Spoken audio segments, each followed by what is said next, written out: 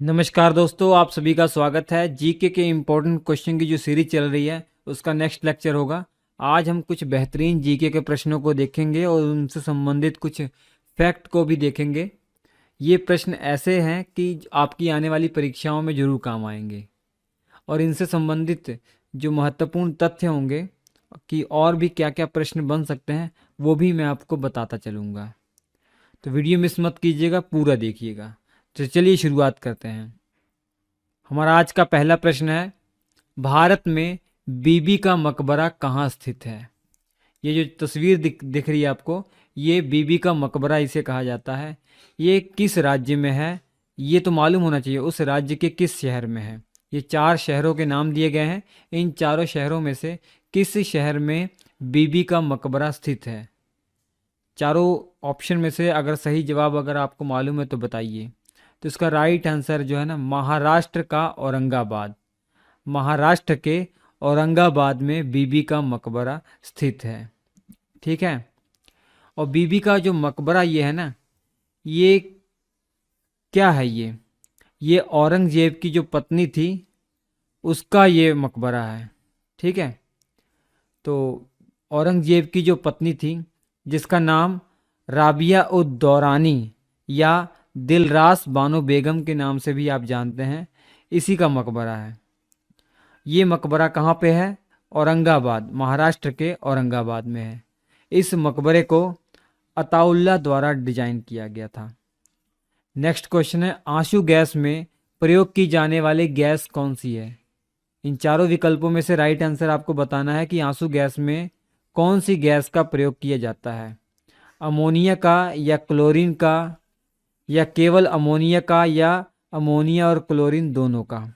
चारों विकल्पों में से जो सही जवाब है वो बताइए कि आंसू गैस में प्रयोग की जाने वाली गैस कौन सी है। तो इसका जो राइट आंसर हो जाएगा अमोनिया और क्लोरीन दोनों।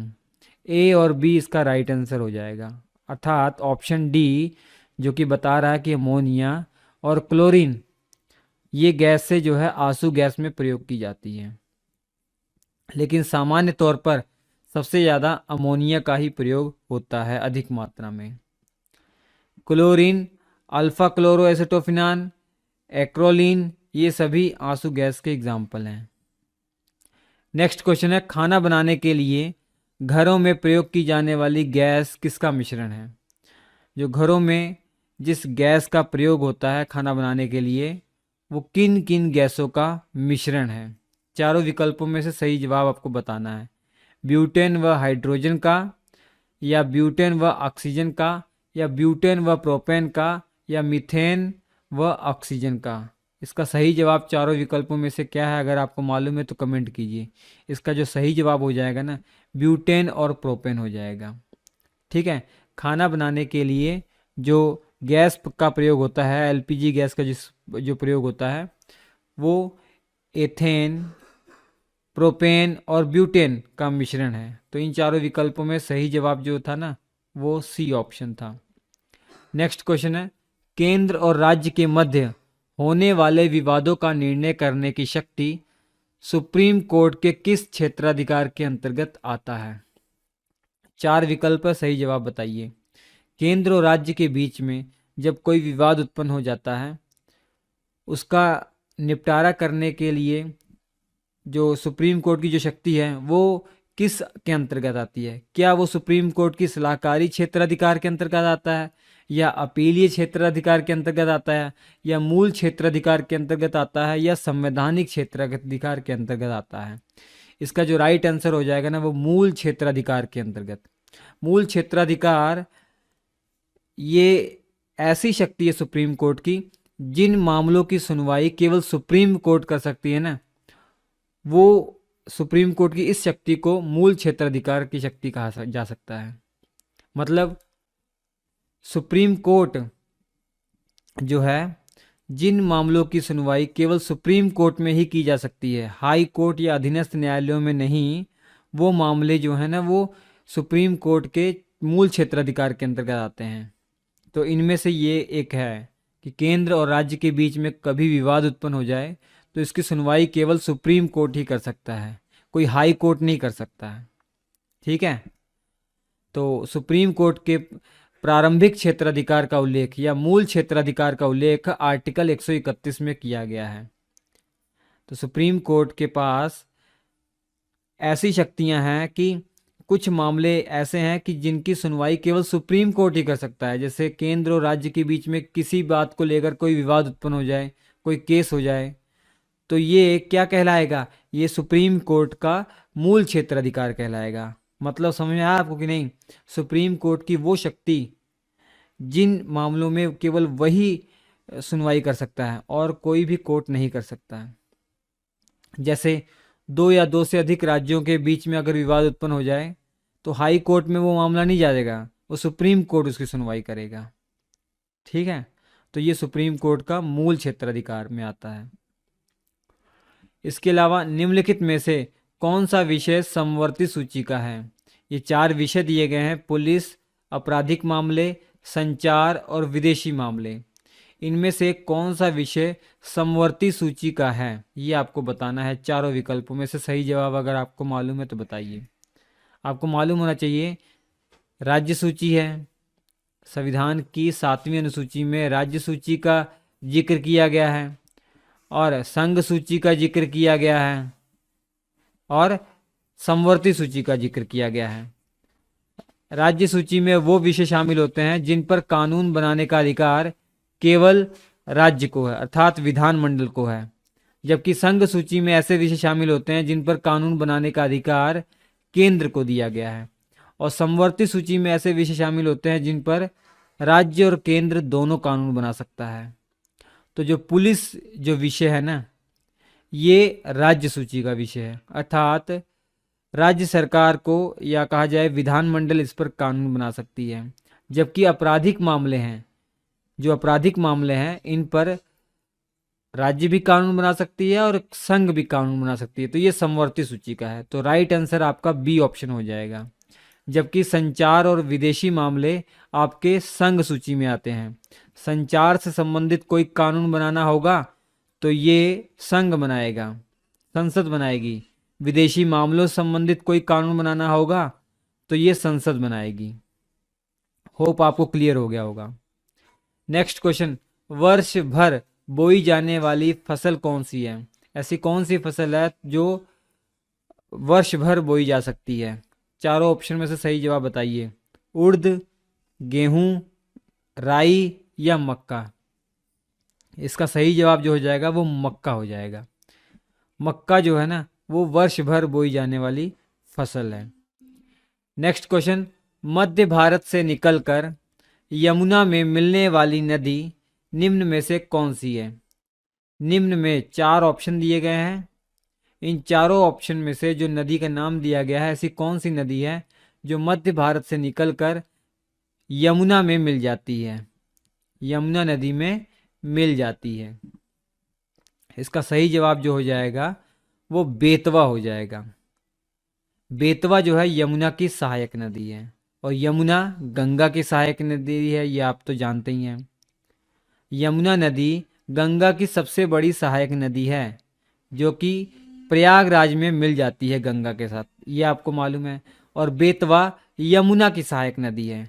बेतवा नदी मध्य प्रदेश के होशंगाबाद जिले में जो विंध्याचल पर्वत श्रेणी है वहीं से निकलती है ये, और हमीरपुर शहर के निकट जाकर ये यमुना में मिल जाती है। यमुना नदी के दाएं तट पर ये मिल जाती है। नेक्स्ट क्वेश्चन है, अंतर्राज्यीय परिषद के गठन से संबंधित कौन सा अनुच्छेद है? अंतर्राज्यीय परिषद के गठन से संबंधित कौन सा अनुच्छेद है? इन चारों विकल्पों में से सही जवाब आपको बताना है। आर्टिकल 262 या आर्टिकल 263 या आर्टिकल 264 या आर्टिकल 265? इसका सही जवाब जो हो जाएगा वो आर्टिकल 263 हो जाएगा। अंतर्राज्यीय परिषद की जो स्थापना है वो 28 मई 1990 में हुई थी। सरकारीय आयोग की सिफारिश के बाद हुई थी। इसका जो गठन है, इसकी जो स्थापना है, राष्ट्रपति के द्वारा इसका गठन हुआ था। और अंतर्राज्यीय परिषद का गठन क्यों किया गया, किस उद्देश्य से किया गया? जब केंद्र और राज्य के बीच में या दो से अधिक राज्यों के बीच में कोई विवाद उत्पन्न हो जाए, उसको सुलझाने का प्रयास करेगा अंतर्राज्यीय परिषद। नेक्स्ट क्वेश्चन, विजयवाड़ा किस नदी के किनारे स्थित है? चारों विकल्पों में से सही जवाब बताना है। विजयवाड़ा किस नदी के किनारे स्थित है? कावेरी नदी या कृष्णा नदी या महानदी या ताप्ती नदी? इसका सही जवाब हो जाएगा कृष्णा नदी। विजयवाड़ा जो शहर है वो कृष्णा नदी के किनारे बसा हुआ है। विजयवाड़ा आंध्र प्रदेश में है, ये आप जानते ही होंगे, और ये कृष्णा नदी के किनारे बसा हुआ है। नोट कर लीजिएगा, ये महत्वपूर्ण तथ्य है। नेक्स्ट क्वेश्चन, सत्यमेव जयते शब्द कहाँ से लिया गया है? चार विकल्प हैं, इनमें चारों विकल्पों में सही जवाब आपको चुनकर बताना है कि सत्यमेव जयते जो शब्द है ये कहाँ से लिया गया है। मनुस्मृति से, भगवत गीता से, ऋग्वेद से या मुंडकोपनिषद से? तो इसका जो सही जवाब हो जाएगा मुंडकोपनिषद हो जाएगा। सत्यमेव जयते का जो अर्थ होता है सत्य की ही विजय होती है। सत्यमेव जयते का अर्थ क्या है? सत्य की ही विजय होती है। ये जो शब्द है मुंडकोपनिषद से लिया गया है। नेक्स्ट क्वेश्चन, सिंधु घाटी के लोगों की एक महत्वपूर्ण रचना किसकी मूर्ति थी?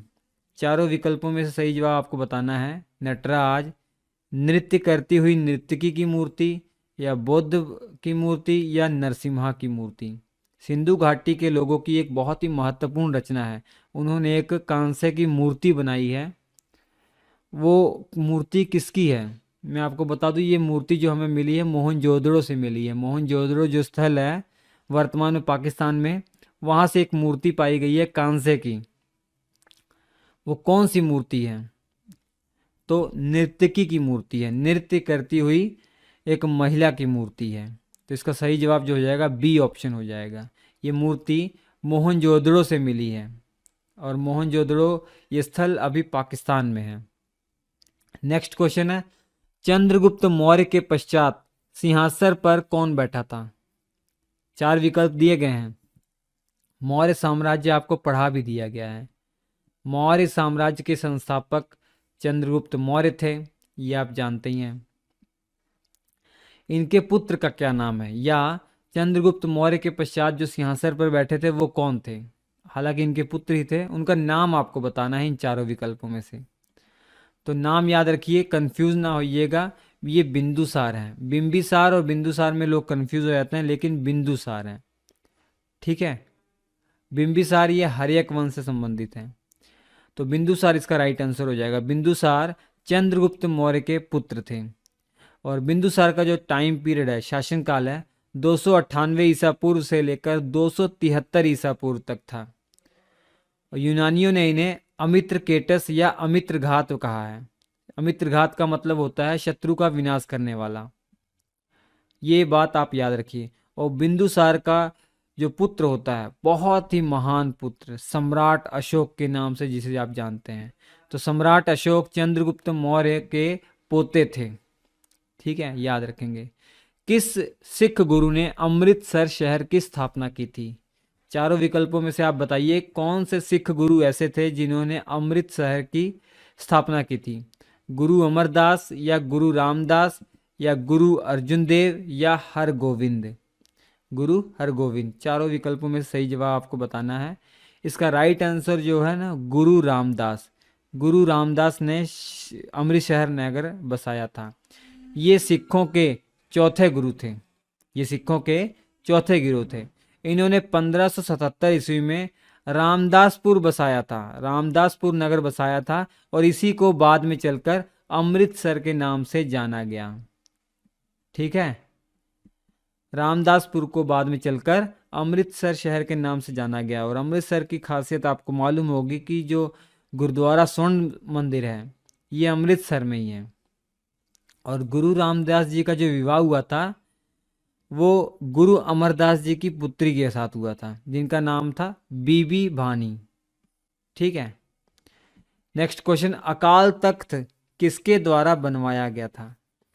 अकाल तख्त किसने या किसके द्वारा बनाया गया था? चारों विकल्पों में सही जवाब आपको बताना है। गुरु रामदास, गुरु तेग बहादुर, गुरु हरगोविंद, या गुरु नानक? सही जवाब जो हो जाएगा इसका गुरु हरगोविंद। अकाल तख्त जो है ना, गुरु हरगोविंद के द्वारा बनवाया गया था। ये सिखों के छठे गुरु थे। ये सिखों के छठे गुरु थे और अकाल तख्त को 1609 ईस्वी में बनाया गया था। इस तख्त को न्याय संबंधी और सांसारिक मामलों पर विचार करने के लिए स्थापित किया गया था, जिसका निर्माण किसके द्वारा हुआ था? गुरु हरगोविंद के द्वारा। नेक्स्ट क्वेश्चन है, भारत में स्थानीय स्वशासन किसके द्वारा प्रारंभ किया गया? भारत के अंदर स्थानीय स्वशासन किसके द्वारा प्रारंभ किया गया, या कहा जाए भारत में स्थानीय स्वशासन के जनक के रूप में किसको जाना जाता है? ये बहुत बार परीक्षा में पूछा गया है, बताना है आपको। जॉर्ज बार्लो या लॉर्ड रिपन या लॉर्ड कर्जन या लॉर्ड लिटन? ये इंडियन पॉलिटी हमने पढ़ाया था, तब भी इसका जिक्र आया था। स्थानीय स्वशासन जब हम पढ़ा रहे थे आपको, पंचायती व्यवस्था और नगर पालिकाएं जब आपको पढ़ाई गई थी तो ये जिक्र आया था। इसका राइट आंसर ना लॉर्ड रिपन हो जाएगा।